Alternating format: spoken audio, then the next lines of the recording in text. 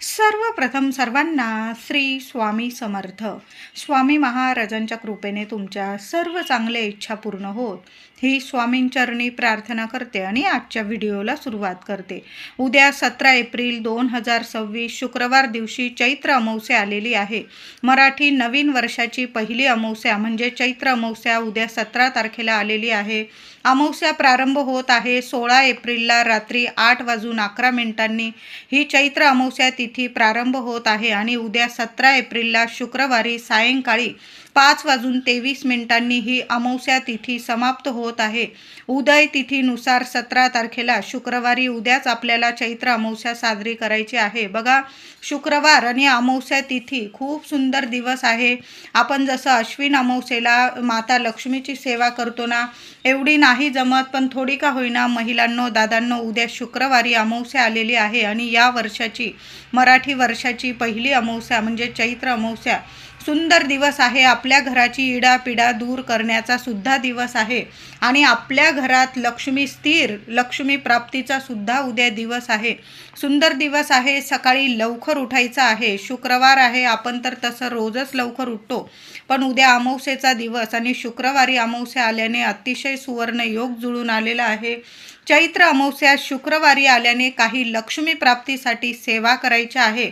महिलांनो, अक्षय तृतीयेसाठी काही वस्तूंची खरेदी करायची असेल तर उद्या शुक्रवारी जरी केली ना तुम्ही तरीही चालेल. घरातला किराणा सामान भरणार असाल म्हणजे ज्या वस्तू ज्या लक्ष्मी प्रिय आहे, मीठ असेल, हळद असेल, तेल, तूप किंवा ज्या लवंग वगैरे त्या वस्तू तुम्हाला दालचिनी, लवंग अशा वस्तू खरेदी करायच्या असतील ना तर उद्या आवर्जून खरेदी करा. तांदूळ या वस्तू तर लक्ष्मीप्रिय, लक्ष्मी नारायणांना प्रिय आहे, म्हणून तुम्हाला अक्षय तृतीयेला ज्या वस्तू खरेदी करायच्या आहे, कारण अक्षय तृतीयेच्या दिवशी आपण दुपारी सण साजरा करत असतो. मग नाही जमलं तुम्हाला सकाळच्या सकाळी तर उद्या 17 तारखेला जरी तुम्ही अक्षय तृतीयेसाठी ज्या वस्तू लागतात ना खरेदी करून आणल्या तरीही चालेल. माता लक्ष्मीची मूर्ती आणायची असेल, सुंदर दिवस आहे, उद्या आणले तुम्ही तरीही चालेल. तर उद्या अंघोळीचा एक उपाय सांगत आहे. अंघोळीच्या पाण्यात सर्वांनी, महिलांनो, दादांनो, सर्वांनी उपाय करा. लहान लेकरांपासून मोठ्या व्यक्तीपर्यंत अंघोळीचा हा उपाय जरूर करायचा आहे. महिलांनो, चिमूटभर हळद आणि थोडंसं चमचाभर जाडं मीठ तुम्हाला अंघोळीच्या पाण्यात टाकायचं आहे. कितीही नकारात्मकता असू दे, शरीरात असू दे, मनात असू दे, आजूबाजू असू दे, तुमच्या सर्व नकारात्मकता नष्ट होईल. कोणी विनाकारण शत्रू त्रास देण्याचा प्रयत्न करत असेल तर त्याचं शत्रुत्व सुद्धा संपणार आहे. जाडं मीठ खूप प्रभावशाली ठरतं आणि जेव्हा अमावस्येला आपण खड्या मिठाचा उपयोग करतो ना आंघोळीच्या पाण्यात, खूप प्रभावशाली ठरत असतो. तुम्हाला तुरटी टाकून आंघोळ करायची असेल तर छान दिवस आहे उद्या. तुरटी तर इतकी प्रभावशाली असते की संपूर्ण नकारात्मकता खेचून नष्ट करण्याची प्रभावशाली ताकद ही तुरटीमध्ये आणि खड्या मिठामध्ये असते. खडं मीठ टाकून जरूर आंघोळ करा. माता लक्ष्मी आकर्षित होईल तुमच्याकडं आणि सर्व तुमच्या पैशांच्या समस्यासुद्धा संपून जातील. तुम्हाला प्रत्येक कामात यश मिळायला लागेल. आणि चिमूटभर हळद टाका. त्याचबरोबर उद्या घराच्या उंबरठ्यावर सुद्धा, महिलांनो, अक्षय तृतीया येत आहे, घरदार स्वच्छ करायचं आहे आणि उंबरठ्यावर उद्या हलकं का होईना थोडं पातळ जरी केलं तुम्ही, थोडं गोमूत्र घ्या, चमचाभर हळद टाका आणि छान असं हळदीचं लेपन. उद्या शुक्रवार आहे आणि अमावस्या, आपल्या घराची सर्व इडापिडा दूर होते आणि आपल्या घरात लक्ष्मीनारायणांची कृपा राहते. ज्या घराच्या उंबरठ्याला अमावस्येच्या तिथीत हळदीचं लेपन जी महिला करते ना तिच्या आयुष्यात सोन्यासारखं सुख ऐश्वर्य माता लक्ष्मी देत असते. तिच्या लेकराबाळांची दिवस रात्र प्रगती होते. सोन्यासारखं घरात ऐश्वर्य प्राप्त करून देते लक्ष्मी माता. म्हणून सर्व महिलांनी उद्या अमावस्या तिथीला उंबरठ्यावर हळदीचं लेपन जरूर करायचं आहे आणि सकाळी सहज उंबरठ्यावर एक वस्तू ठेवून द्यायची आहे. आधी हळदीचं लेपन करा. लहानशी रांगोळी काढता आली तर दाराशी रांगोळी काढा. हळदी, कुंकू, फुलं वाहून उंबरठ्याची माता लक्ष्मीच्या पावलांची पूजा करा आणि एक छोटीशी मातीची पंती घ्यायची आहे. त्यात थोडेसे अख्खे तांदूळ भरायचे आहे, चमचाभर घेतले चालेल. त्यावर 5 लवंगा तुम्हाला ठेवायच्या आहे. 5 चांगल्या लवंगा घ्या. त्यावर भीमसेन कापराचे 2 तुकडे ठेवून द्यायचे आहे तुम्हाला आणि एखादा दालचिनीचा बारीकसा तुकडा त्यावर ठेवून द्यायचा आहे.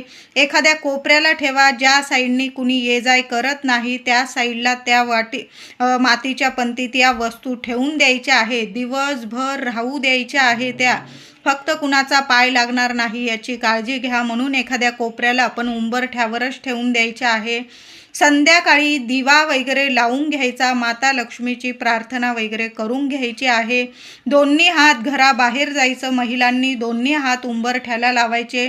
तुमच्या मनातील इच्छा माता महालक्ष्मीला सांगायची आहे आणि येण्या जाण्याच्या रस्त्यात उंबरठ्यावर त्या वस्तू मातीच्या पंतीत सर्व जाळून टाकायच्या आहे. आधी तुमच्या इच्छा माता लक्ष्मीला सांगायच्या आहे तुम्हाला. हे माता महालक्ष्मी, माझ्या घरातलं दुःख दारिद्र्य दूर कर, माझ्या घरात सुख ऐश्वर्य आरोग्य प्राप्त होऊ दे, मुलाबाळांची भरभरून प्रगती होऊ दे, आमच्या कष्टाला तुझी साथ मिळू दे, असं बोलून तुम्हाला त्या वस्तू उंबरठ्यावर जाळून टाकायच्या आहे.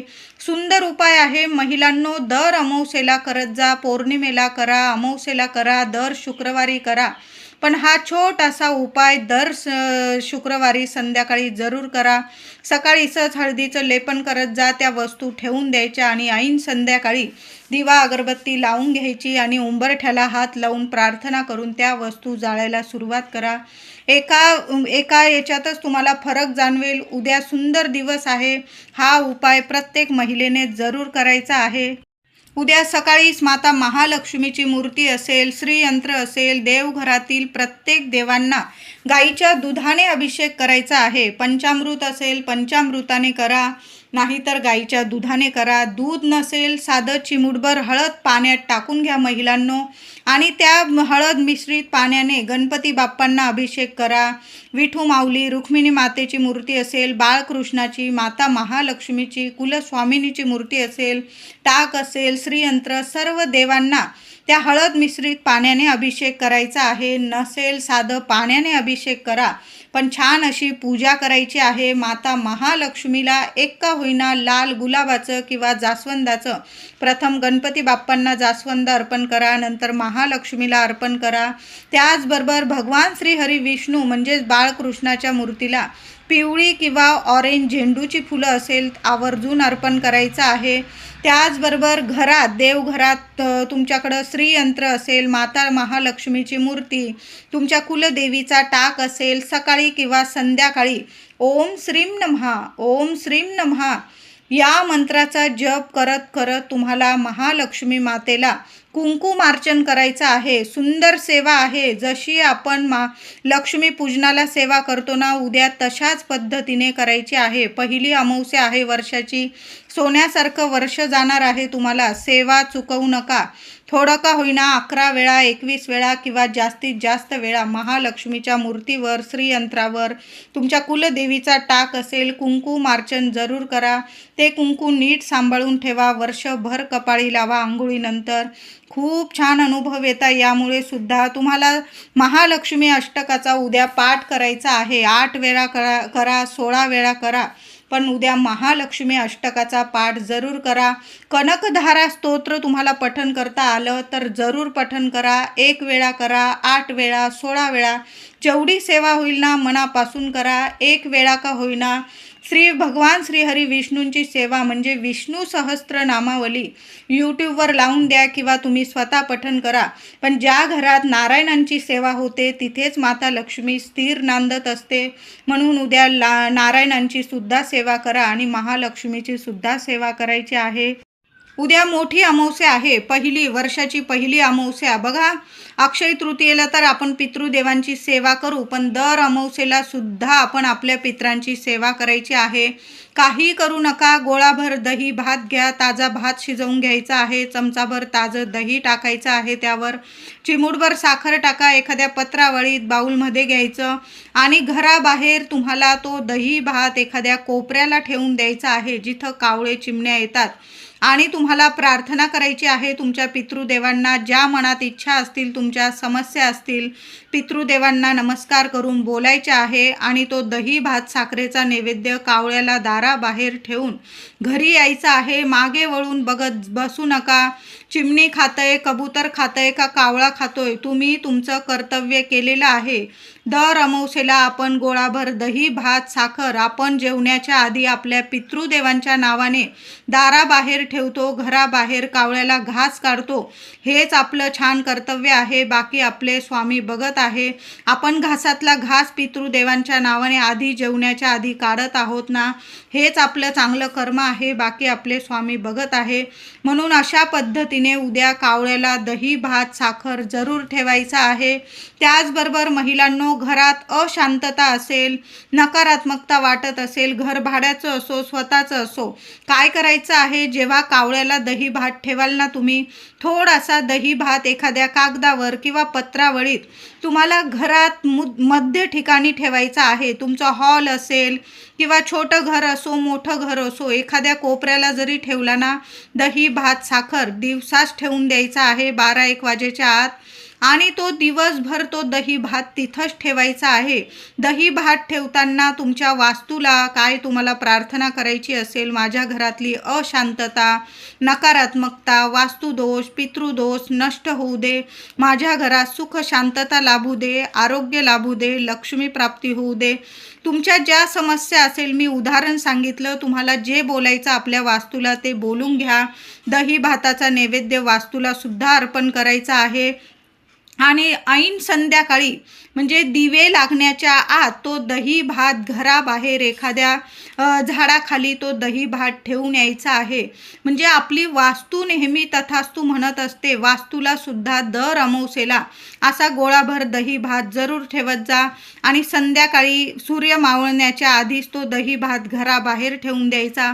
जसे जसे चिमणे पाखरे ते दही भात खातात ना, तशी तशी वास्तू आपली नेहमी प्रसन्न राहत असते. वास्तूतली बरेचसे दोष अडचणी जरूर दूर होतील. म्हणून हे दही भाताचे 2 उपाय सर्वांनी करायचे आहे. उद्या मोठी अमावस्या आहे. महिलांनो, आपल्या मुलांवरून सुद्धा एक वस्तू ओवाळून टाकायची आहे. मुलांना पूर्व पश्चिम उभं करा. कधी पण बसून नजरबाधा उतरवू नका, दृष्ट उतरवू नका, उभं करत जा. पूर्व पश्चिम उभं करावं, उत्तर दक्षिण नाही. जी व्यक्ती नजर काढते तिचं मुख सुद्धा दक्षिणेला यायला नको. आणि ज्या व्यक्तीची नजर काढत आहोत त्या व्यक्तीचं सुद्धा मुख दक्षिणेकडे यायला नको. म्हणून पूर्व पश्चिम उभं करावं आणि मग नजर काढायची आहे. मुलांवरून तुम्ही मुठभर तांदूळ उतरवून टाकू शकता. थोडासा एखाद्या वाटीत भात घेतला तुम्ही, त्या भातावर काहीही टाकू नका, ना दही ना साखर, फक्त भात उतरवून टाकायचा आहे. तुरटीचा खडा असेल, 1 तुरटीचा खडा तुम्ही उतरवून टाकू शकता. किंवा मीठ मोहरी उतरवून टाकायची असेल, मीठ मोहरी उतरवून टाका. किंवा तुम्हाला नारळ परवडत असेल तर प्रत्येक मुलांवरून म्हणजे प्रत्येक मुलाची वेगवेगळी नजर काढायची आहे. 2 मुलं आहे आणि एकच वस्तू दोघांवरनं उतरवत आहात, अशी चूक करू नका. 2 मुलं असतील, 2दा नजर उतरवायची आहे तुम्हाला. मग तुम्ही भात उतरवू शकता, तांदूळ मुठभर उतरवू शकता, अख्खे तांदूळ, थोडासा तुरटीचा बारीकसा खडा उतरवून टाकू शकता. मीठ मोहरी किंवा सरळ नारळ 1 उतरवून टाकलं चालेल. मुलांच्या डोक्यापासून पायापर्यंत नीट घड्याळाच्या दिशेने ते नारळ किंवा ज्या वस्तू तुम्ही उतरवत आहात 7 वेळा ओवाळून घ्यायची आणि घराबाहेर तुम्हाला टाकून द्यायचं आहे. उद्या अमावस्या आहे, मोठी अमावस्या. कुणाच्या पायाशी येणार नाही आपली नजरबाधा, याची जरूर काळजी घ्यायची आहे. अमावस्या तिथी असतेच, घराची लेकराबाळांची नजर इडापिडा उतरवण्याची तिथी असते. पण आपल्यामुळे कुणाला त्रास होईल असं करू नका. रस्त्यांवर वगैरे फेकायची गरज नाही. डस्टबिनमध्ये टाकल्या तरीही नजरबाधा लगेच उतरून जाते. एखाद्या कोपऱ्याला टाकायचं आहे, झाडाखाली एखाद्या कोपऱ्याला टाकून दिलं नजर उतरवलेली वस्तू चालेल. पण खूप रस्त्यांवर वगैरे फेकायची गरज नाही. त्याचबरोबर उद्या घरावरून सुद्धा पहिली अमावस्या आहे वर्षाची. घरावरून एक नारळाचा उतारा जरूर काढून टाका महिलांनो. रात्री जरी काढला, आज रात्री 16 तारखेला रात्री 12 वाजेपर्यंत जरी काढला चालेल. उद्या पण उदय तिथीनुसार संपूर्ण दिवस रात्र अमावस्या तिथी मानली जाणार आहे. शुक्रवारी काढा किंवा आज गुरुवारी काढला चालेल. तर उद्या तुम्हाला एक नारळ घ्यायचा आहे, घराबाहेर जायचं आहे आणि आपल्या घराकडं शेंडी येईल अशा पद्धतीने तो नारळ पकडायचा दोन्ही हातात. घराच्या चौकटीपासून उंबरठ्यापर्यंत नीट 7 वेळा तो नारळ घड्याळाच्या दिशेने ओवाळून घ्यायचा आहे. श्री स्वामी समर्थ, श्री स्वामी समर्थ किंवा तुमच्या इष्टदेवांचं नामस्मरण करा. मनातील इच्छा बोला, तुमच्या समस्या बोला आणि नारळ उतरवून घ्यायचा आणि एखाद्या डस्टबिनमध्ये कोपऱ्याला टाकून द्यायचा आहे. उतरवलेला नारळ घरात आणू नका. लगेच हातपाय धुवून घ्यायचे आहे. नारळ कोपऱ्याला फेकून द्यायचा आहे. घरात आणू नका. अशा पद्धतीने उद्या अमावस्येला मुलांची घराची नजर जरूर उतरवून टाका. व्हिडिओ आवडला